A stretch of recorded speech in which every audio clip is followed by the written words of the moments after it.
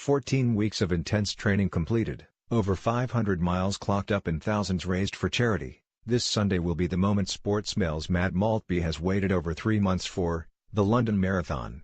Matt, 25, has completed a grueling 14-week training program, which included taking part in several wide-ranging Lucozade sport sessions and running the big half marathon around London last month in preparation for this weekend's famous race. So, how on earth do you prepare for this iconic event around the capital?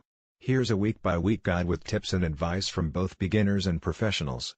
Find a running plan that suits you. I found Bupa's online ones. I combined the two, perfect and easy to stick to. Train with your gels and other sports nutrition products you plan on using on the day. I used Lucozade sports gels and their superb jelly beans. Run the marathon distance, 26 miles, 41.84 kilometers, over the course of a week. Sunday is the day for longer runs.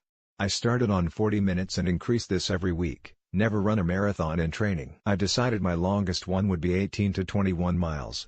I did this 3 weeks before the London Marathon. Mix up your routes to make the longer run a bit more enjoyable. I found taking in the London sights made it exciting, and also prevented me from getting complacent by knowing the route well. Listen to audiobooks. Music playlists are good, but I feel they get repetitive, and you know you're running often when you guess the next song to come on. Audiobooks were fun, engaging and kept me occupied. Download an app to log your runs. I initially used Nikes before switching to Strava, which I found better. Stick to a healthy diet.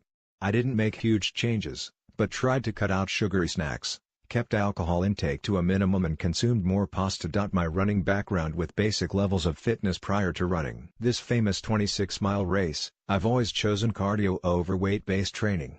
I opted to take this once-in-a-lifetime opportunity very seriously and was willing to make sacrifices to run a good time. I had never ran a marathon, or a long-distance race for that matter, prior to confirming my London place in early January thanks to Lucozade Sport, the official sports nutrition partner of the Virgin Money London Marathon 2018.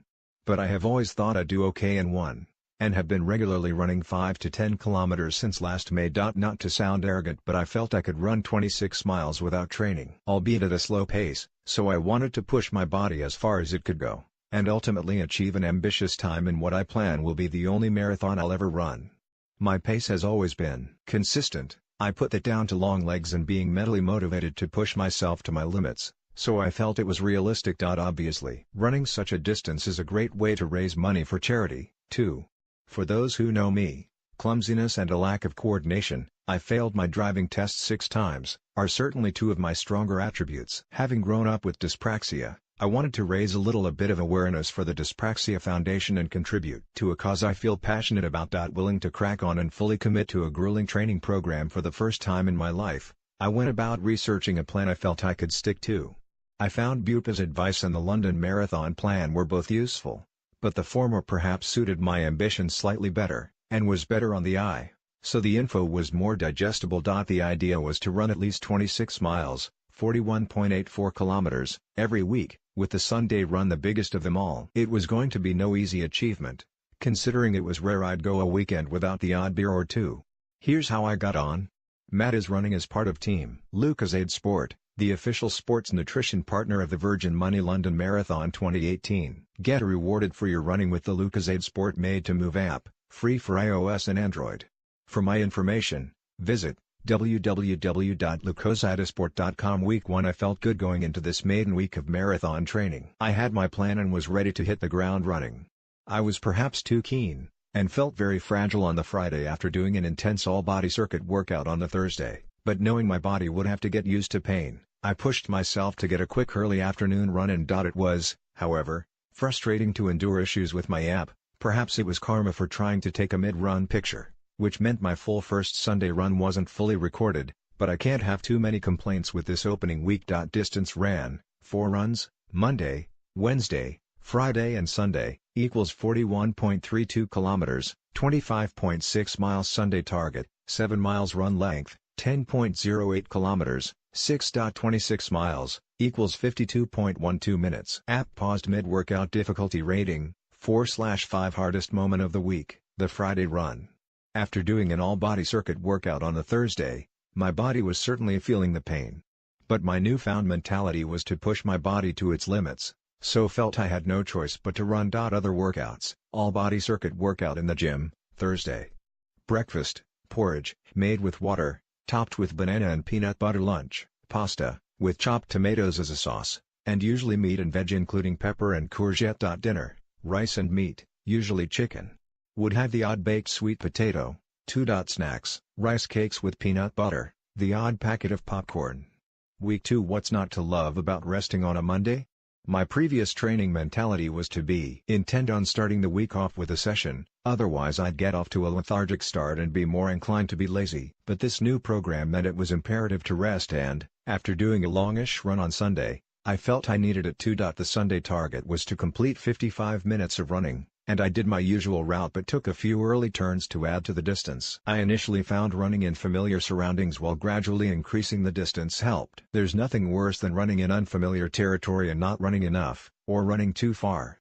Distance ran: 4 runs, Tuesday, Wednesday, Thursday and Sunday, equals 44.37 kilometers, 27.57 miles. Sunday target: 8 miles. Run length: 12.21 kilometers, 7.6 miles, equals 55.49 minutes. Difficulty rating: 3/5. Hardest moment of the week: the Sunday run. Having had a big night out for a friend's leaving drinks on the Friday, and then a busy day at work, motivation for a long 55-minute run wasn't high. Other workouts: arms workout, Monday, 1-hour bike workout in the gym, Friday. Dr. Christian Allard, clinic director of ProBack, says, watch your technique. Running with your heels hitting the floor first creates more opportunity for injury as your heel bone itself does not absorb impact well. Instead, try to lead with the balls of your feet when in midair and when making contact with the ground. Follow this by bending the ankles. Supplement yourself. Celadrin is great for joint health as it helps lubricate the cell membranes that cushion the bones and joints. Likewise, L-glutamine helps fuel muscles and can resist them from becoming sore during exercise. Follow your heart rate. The most basic way to calculate your maximum heart rate is to subtract your age from 220. This is the absolute maximum that your heart should be beating during exercise. On this note, it's important to remember that this is a marathon, not a race. Slow and steady is the best approach and don't go off too quickly. Week 3 was in no doubt that this was going to be the trickiest week so far. I was on day shifts for the first time since starting training, which meant running either at lunch or after work. Having previously had the luxury of running a few hours after waking up, this week was always going to be a wake-up call. The longer I got into my training, the more I realized how vital rest days are. I guess the first week I was perhaps too motivated, if that's even possible. But by this week, I had decided to do no more than 5 workouts a week. Recovery is key. Distance ran: 4 runs, Tuesday, Wednesday, Friday and Sunday, equals 50.63 kilometers, 31.46 miles. Sunday target: 10 miles. Run length: 17.22 kilometers, 10.7 miles, equals 1.19.51 minutes. Difficulty rating: 3/5. Hardest moment of the week: motivating myself for the Sunday run. Obviously it's always going to be the trickiest part of the week, but after a busy 9-hour day at work, a 15 kilometers run, I ended up running further, was the last thing I fancied doing. Other workouts: none. Week 4 having bulked up the runs in the opening 3 weeks, I decided to try and do a minimum of 3 midweek runs of at least 10 kilometers each, plus my Sunday run. Aware that I shouldn't push myself too hard though, I'd essentially play these runs by ear depending on how my legs felt, and how I felt mentally. A game-changing technology decision was made, too. A friend told me about the Strava app, so I decided to give this a go on the Sunday run and was really impressed. It allowed me to analyze runs more than Nike's version, and the breakdown of the splits, every 1 kilometer, helped me to study where I lacked pace. Distance ran: 4 runs, Tuesday, Thursday, Friday and Sunday, equals 55.66 kilometers, 34.58 miles. Sunday target: 12 miles. Run length: 20.5 kilometers, 12.7 miles, equals 1.31.13 minutes. Difficulty rating: 4/5. Hardest moment of the week: laying off the beers and being sociable.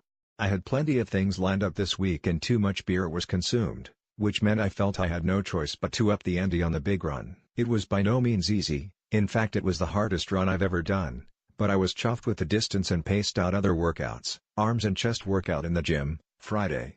Dr. Daniel Fenton, medical director from London Doctors Clinic, says, vitamin D is key. He would ensure that you keep your vitamin D topped up, especially in winter, as the lack of sunshine interferes with vitamin D metabolism. Watch your diet. Zinc is crucial for normal development and function of cells, helping with immune response. Top this up by adding zinc-rich beef, nuts, seeds and beans into the diet. Hit the gym. Getting used to running in both cold and warm temperatures, in and outdoors, will help your body to acclimatize to varying conditions. That is why professional athletes purposely train in different countries at different altitudes and terrains. Go for shorter, faster runs. Long-distance runners generally have a greater proportion of slow-twitch muscle fibers, which are great for endurance racing, but won't help greatly for that final burst of speed needed to beat your PB on race day. Week 5 this week was one I'd been dreading since signing up. A long weekend to Prague had been penciled in for a while, but I knew there was no excuses to slack. Despite the alcohol and food, my two favorite things, I planned to consume while abroad. A friend joined me on Wednesday, and I slowed my pace down on this run while adding in short sprints. I was also pleased to be able to add in 2 long ones while away, including reaching the 14-mile mark on my 5th Sunday run. Distance ran, 4 runs, Tuesday, Wednesday, Friday and Sunday, equals 53.2 kilometers, 33 miles. Sunday target, 13 miles. Run length, 22.5 kilometers, 14 miles, equals 1.43.32 mins. Difficulty rating, 4/5. Hardest moment of the week, keeping up my regime while wanting to enjoy my Prague trip as much as possible. Both runs were done after heavyish nights, so it was pleasing to be able to get them out the way.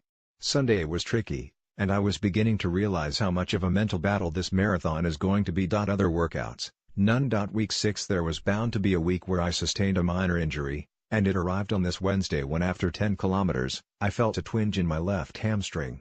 Having never had a feeling like it before, I immediately finished my run and opted to get the bus home.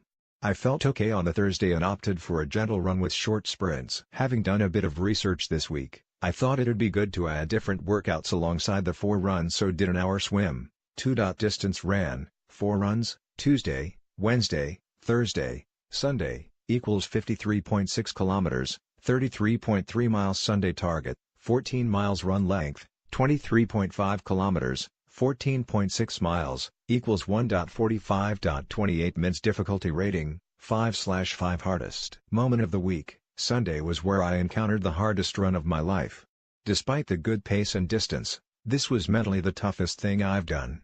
My legs went from 12 kilometers onwards, but somehow I managed to get myself to 23.5 kilometers, and home. Other workouts, arms workout and swimming, Friday. I met with Lucozade sports scientists Yevalori and Kat Shaw this week, where I learned the best way to prepare for a race and how to stay refueled. Eat a meal you enjoy and are used to, rich in carbohydrates, pasta, rice, bread, potatoes, avoid spicy and high-fiber foods, stay well hydrated. Ensure glycogen stores are stocked up ready for race day, reducing risk of fatigue during the race. Week 7 with my half marathon approaching, I wanted to use this week to ramp up the mileage over the week. Mission accomplished, with 4 runs of at least 10 kilometers completed plus a long one on Sunday, albeit shorter than the previous week. I managed to clock up over 70 kilometers overall, which wasn't the plan but obviously pleasing given my legs ached for most of the week.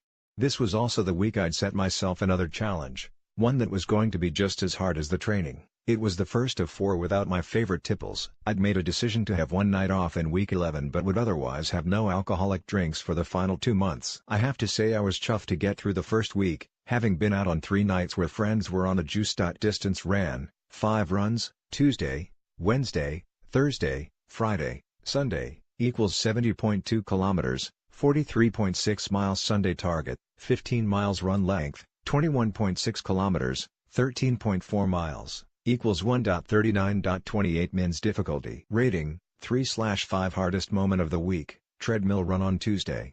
I didn't have much motivation to run outside, so thought it was worth getting 10 kilometers in at the gym. But I didn't enjoy it at all and found myself getting bored after 5 minutes. Never again. Other workouts, arms workout on Monday, Thursday and Friday. It's a great way to experience a race day event, and should hopefully reduce the nerves on the big day. You can practice your race day routine, including what time to wake up, and fuel your body. You'll also get to grips with how the baggage drop works. This can be stressful. Learn how to pace yourself. It's a whole new ball game when you're running competitively, so shorter events gives you a chance to practice, helps you deal with the crowd and realize how they spur you on, gives you taste of how fulfilling it is to see your hard work pay off. I guess it'll be double the feeling when you finish the London Marathon? Week 8. What a huge week this was for my training, so you can imagine my thoughts when the beast from the east came to say hello. What a nightmare. I managed to get 3 lunchtime runs in around Hyde Park, but it wasn't exactly enjoyable, with the cold, snow, slush, ice and wind all providing different barriers to overcome. There were also doubts that the big half would go ahead, but it was confirmed early Saturday afternoon, after I had got a 9 kilometers run under my belt, that it was going ahead, and what a day it turned out to be. I officially finished in 1:31 and 31 seconds, beating my target of 1:35, and it gave me an insight into what to expect for the London Marathon. Distance ran, 5 runs, Tuesday, Wednesday, Thursday, Saturday, Sunday, equals 60.7 kilometers, 37.7 miles. Sunday target, 10 kilometers race, half marathon day, run length, 21.2 kilometers, 13.1 miles, equals 1:31.71 mins. Difficulty rating, 5/5. Hardest moment of the week, the final 500 meters of the half marathon. The whole experience was a mental challenge, but the final hurdle was an emotional one,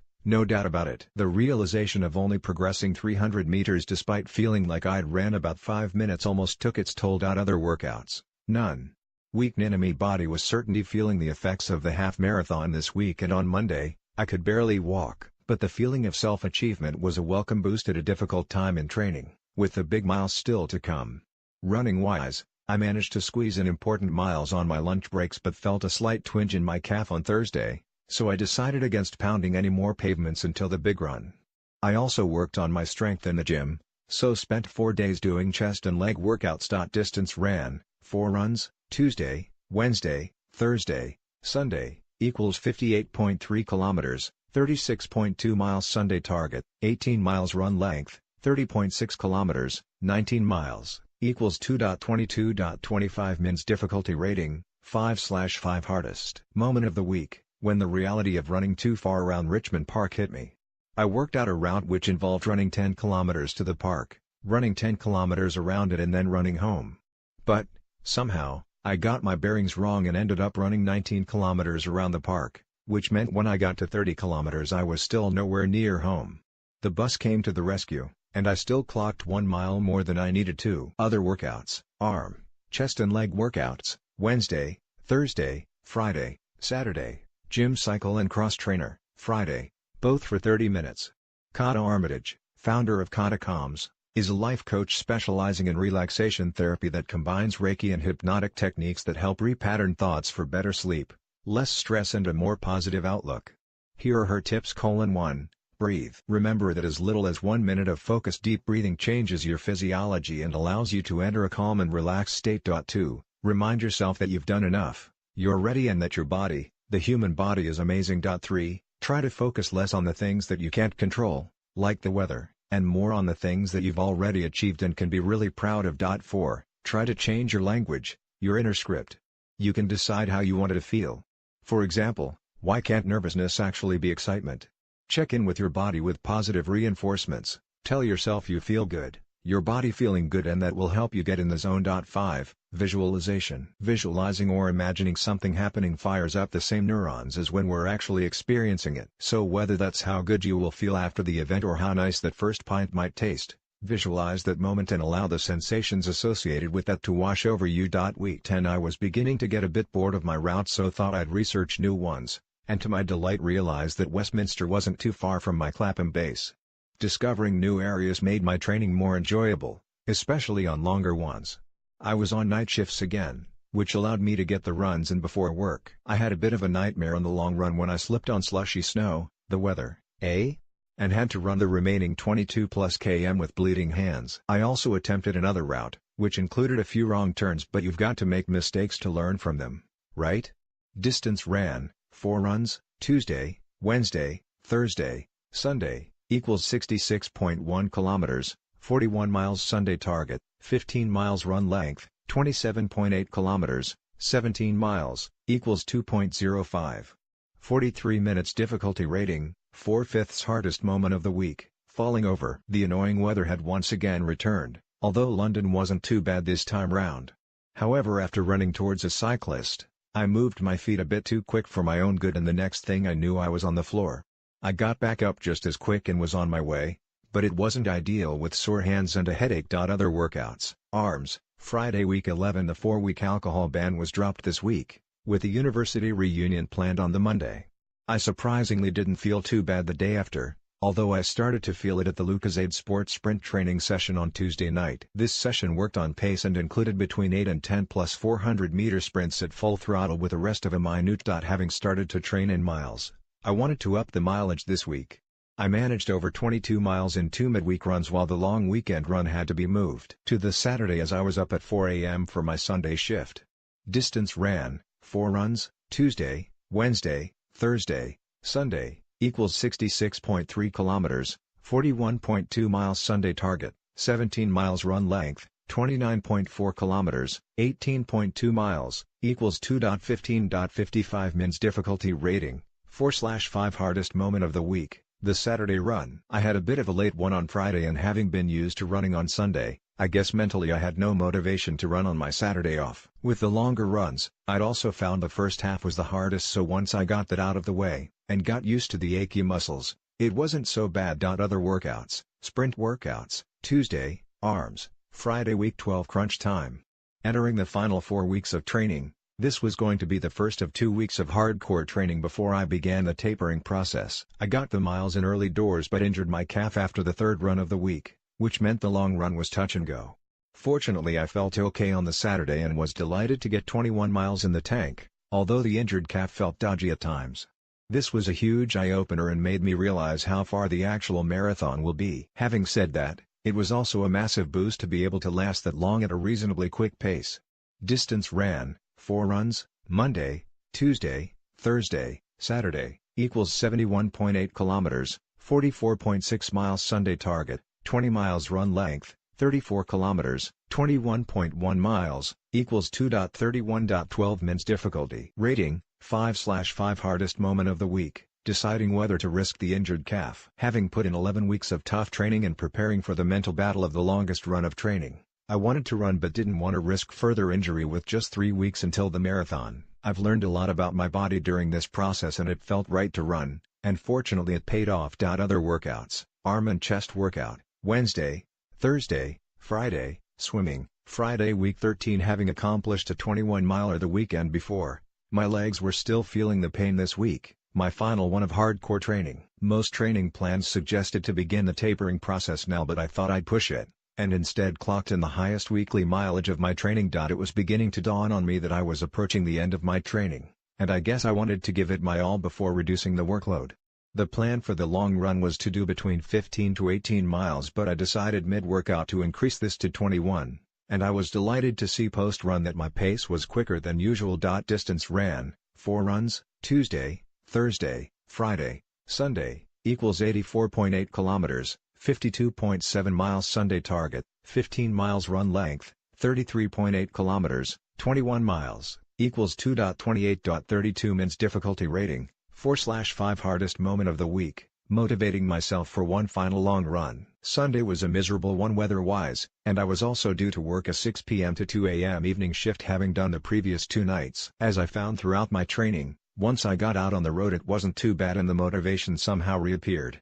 Other workouts, arm and chest workout, Thursday, Friday, Saturday. Emily Drakes checked my flexibility and strength, and the flexibility of my ankles and hips were good and equal. My hamstrings and quadriceps are tight bilaterally. My plyometric ability, springiness, is good with a hop distance being 160 centimeters bilaterally. My single leg squat is well controlled on both sides. My barefoot balance is slightly worse on the left, which can lead to more work for the calf. My left calf fatigues quicker than the right when doing single leg raises. For more information about the running Mo at the Shard, visit www.londonbridgephysiotherapy.co.uk/services outpatient/running_mot week 14. It's taper time. Entering the penultimate week of training meant I had no excuse but to begin reducing my running. The plan was to do 3 to 4 runs this week with a day's rest in between, making sure my body was able to recover as much as possible. I attempted a run on the Tuesday and my legs were absolute agony from the 21-miler, which made the 5-mile run one of the worst I've endured. I was also still suffering from a dodgy calf, which was constantly on my mind as the big day got closer. Not ideal at all. But then Lucozade Sports stepped in to put on a superb session at the perfect time.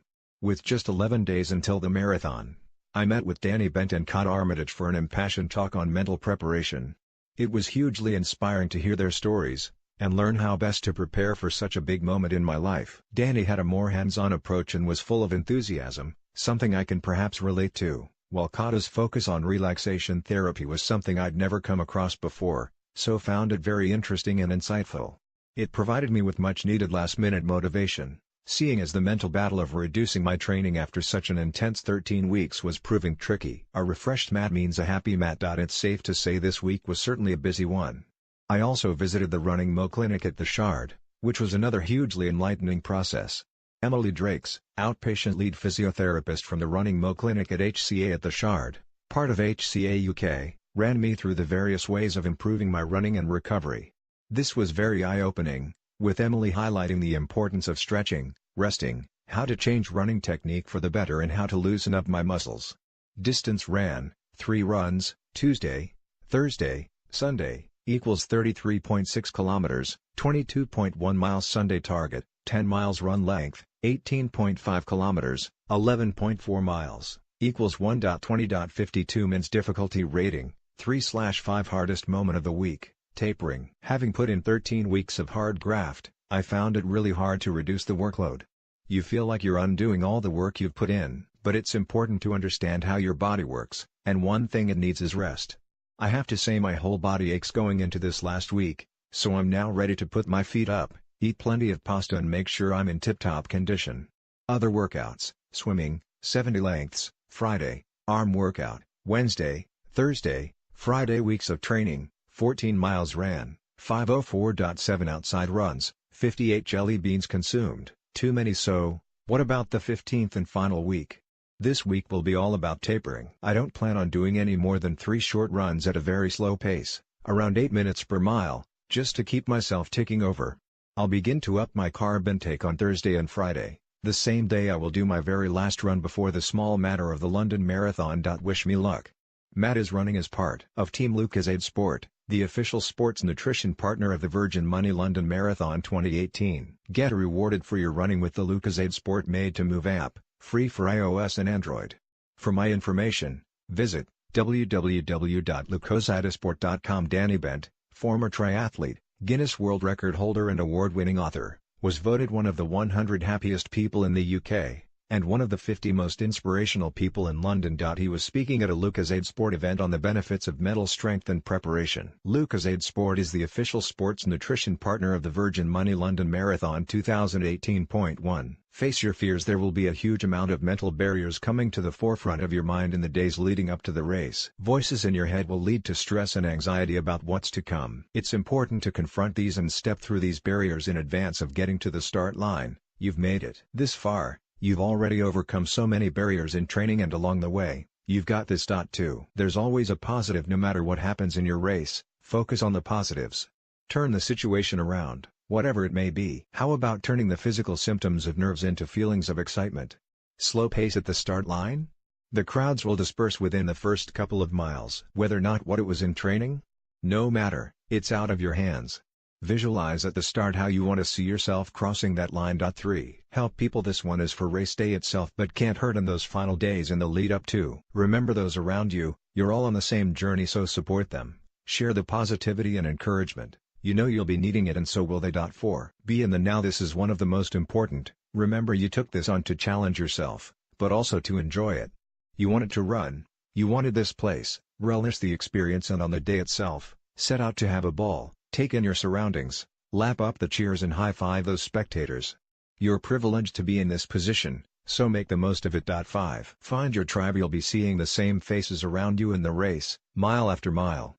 They're part of your team, your tribe, let alone the other 39,999 runners taking part. Share the support and enjoy your moment. You're part of something pretty special.